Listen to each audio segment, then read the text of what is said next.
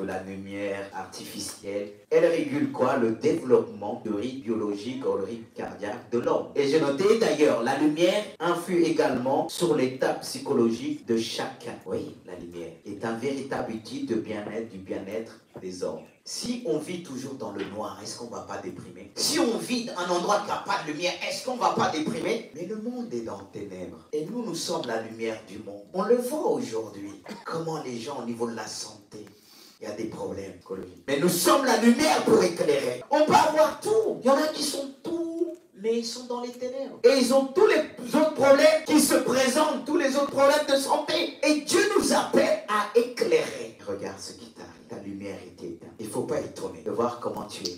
Parce que cette lumière, elle a besoin d'huile. Ne soyons pas comme les verges folles. Ils avaient des lampes. Et tout est éteint. Encore si ça s'éteint, tu as de l'huile. Mais pour certains, il n'y a plus d'huile. Alors comment faire? Et s'il n'y a plus d'huile, le jour que le Seigneur revient, comment on va le voir? Malheureusement, beaucoup vont rester. Beaucoup iront vers les autres. Les vers sages ont dit, donne-moi d'huile. On est des frères et sœurs. Mais il y a des limites.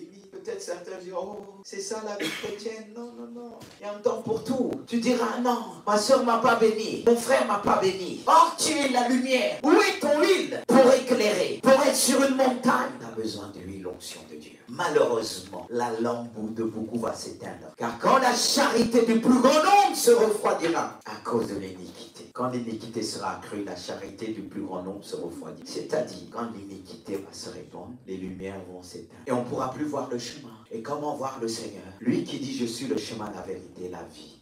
Et sur ce chemin, il y a plein de lumière qui nous éclaire, qui nous montre la vie de Dieu. C'est pourquoi, frères et sœurs, nous devons réaliser qu'on a une grande responsabilité. Le monde vit dans le ténèbres et de plus en plus, il y a des problèmes de santé. Mais la lumière apporte la guérison. La lumière apporte la santé et la sécurité dans le domaine de sécurité. J'ai noté la lumière sécurise l'homme dans son environnement. La lumière sert à anticiper, orienter les hommes dans leur déplacement et espace de vie. On a besoin de la lumière pour se déplacer. La lumière nous oriente et dirige, comme je dis, nos pas. S'il n'y a plus cette lumière, comment tu vas voir de loin? Comment tu vas attirer? C'est pourquoi le chrétien a du mal à attirer aujourd'hui. Il est l'homme qui n'a plus d'huile, qui n'éclaire plus rien. T'as qu'à examiner, ça fait combien de temps que quelqu'un n'est pas venu vers toi en disant, oui, tu m'as éclairé, tu m'as apporté ceci, tu m'as apporté la sécurité. Quand tu es là devant moi, je me sens en sécurité. N'est-ce pas, on a commencé à te dire, quand tu es devant moi, il n'y a que des problèmes. Donc ça ne devrait pas être ça. Un véritable, quand il est présent, il apporte la sécurité. La lumière apporte la sécurité. La lumière chasse les ténèbres. La lumière oriente les hommes. Car ceux qui sont dans les ténèbres, quand ils voient la lumière qui lui, ils cherchent cette lumière. Qu'est-ce qui a touché l'apôtre Paul? Cet homme qui persécutait l'église. Lorsque Jésus lui est apparu, il a vu une lumière. Et tellement la lumière était présente, la lumière, qu'est-ce que cette lumière a fait? L'a frappé, c'est-à-dire l'orgueil. Cette lumière a brisé son orgueil. Et il a dit, qui es-tu? Que veux-tu que je fasse? Je suis celui que tu persécutes.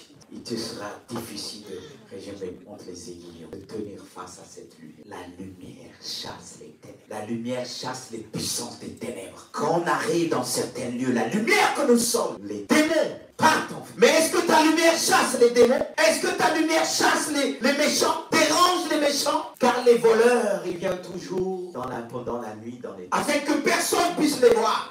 Mais quand tu te lèves, tu fais face, l'ennemi s'enfuit. Car il ne peut pas tenir devant la lumière de Dieu. Comme Paul n'a pas pu tenir, il était frappé d'aveuglement. Parfois, on n'a pas besoin de prier. Pourquoi le chrétien s'efforce beaucoup dans la prière? C'est qu'il lui manque quelque chose. Il lui manque cette lumière. Peut-être cette lumière s'allume, mais elle est sur le point de s'éteindre dans ta vie. Et Dieu te dit, ranime la flamme du don de Dieu que tu as reçu par l'imposition des mains. C'est ce que Paul va dire à Timothée. Ranime la flamme, ne t'endors pas. La flamme de l'amour, de la force et de la sagesse de Dieu. C'est une lumière. Et par ta lumière, Dieu veut toucher les hommes. Par ta lumière, Dieu veut toucher ta famille. Par ta lumière, Dieu veut briser toutes les puissances des ténèbres autour de toi. Parfois on dit, il faut que je jeûne, il faut que je fasse ceci. Mais si tu es la lumière, tu n'auras pas besoin de parler. Tu vas arriver au milieu des ténèbres. Les gens vont se cacher. Ceux qui font du mal. L'apôtre Paul n'a pas pu tenir. Et pourtant il était puissant dans la chair. Il persécutait l'église. On avait peur de lui. Mais quand il a fait face à la lumière, qu'on appelle la lumière du Christ, il n'a pas tenu. Mais comment ça se fait? Tes persécuteurs tiennent devant toi. Ils te